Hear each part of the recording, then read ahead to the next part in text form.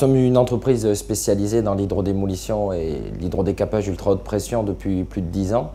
Nous intervenons particulièrement sur la région parisienne dans les collecteurs depuis un peu plus de 3 ans.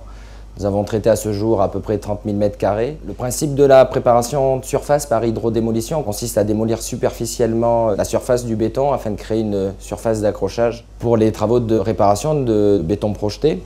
Le principe de cette technique, ce sont des pompes volumétriques accouplées à un moteur thermique qui envoie l'eau sous pression jusqu'à 3000 bars.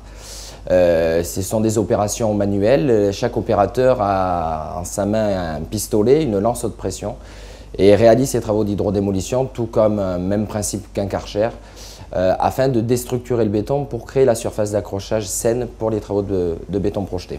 C'est un atelier mobile très facile à déplacer. Ce n'est ni plus ni moins qu'une machine sur remorque pesant à peu près 3 tonnes, tirée par un véhicule léger, type camion master, et une équipe de 2 personnes avec l'homme à la surface qui est le chef d'équipe et l'opérateur lancier qui est en sous-face, qui gère les travaux de démolition proprement dit, avec une alternance toutes les 2 heures pour les temps de repos et la sécurité des opérateurs. Une fois que l'hydrolisson est en place, les rendements sont à peu près de... Nous, on a eu des rendements de 50 à 50 mètres jour avec l'hydrodémolition, tandis qu'au piochage traditionnel sont tournés dans les plus ou moins 30 mètres jour.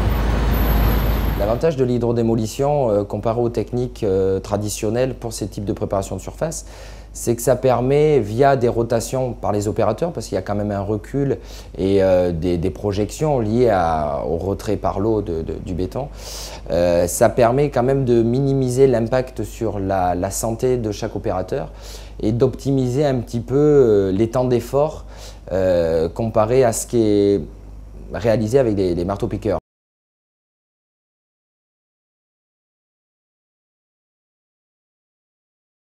Donc là, on va parler du retentissement des troubles musculo-squelettiques sur le travail dans les réseaux où les équipes sont obligées d'utiliser le marteau-piqueur.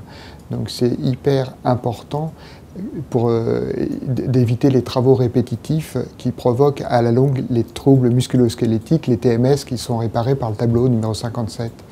Donc il y a la contrainte, c'est faire de la démolition, mais il est très important d'alterner le travail pour ne pas laisser des équipes ou la même personne à faire du marteau-piqueur toute la journée. Donc il y a des délais effectivement, mais d'alterner les équipes et même au sein d'une même équipe que les personnes puissent alterner les tâches, c'est très important parce qu'on ne se rend pas compte tout de suite. Et si on ne fait pas gaffe et qu'on reste tout le temps à faire de la démolition avec les marteaux-piqueurs, eh bien, à la longue, ça peut entraîner des troubles et qui sont d'abord des troubles au niveau de la circulation. On a des fourmillements, des crampes, et ça c'est les premiers signes avec un œdème, un gonflement, mais après ça peut entraîner des troubles irréversibles au niveau des tendons, au niveau des os. Et ça on s'en rend compte plus tard.